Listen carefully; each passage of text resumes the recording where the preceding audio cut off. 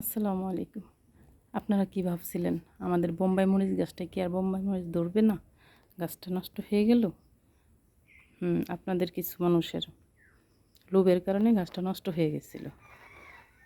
আলহামদুলিল্লাহ, আল্লাহ আবার ডাক শুনছে।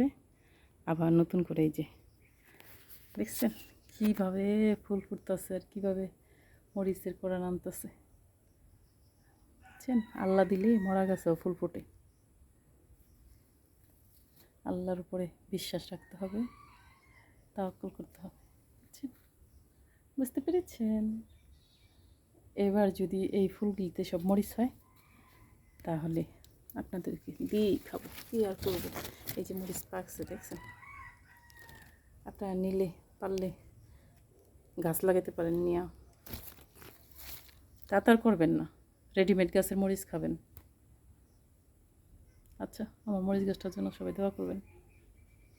দেখছেন কীভাবে ফুল ফুটছে, আবার সুন্দর হয়ে উঠতেছে গাছটা। মরে গেছিলো, একদম নষ্ট হয়ে গেছিলো।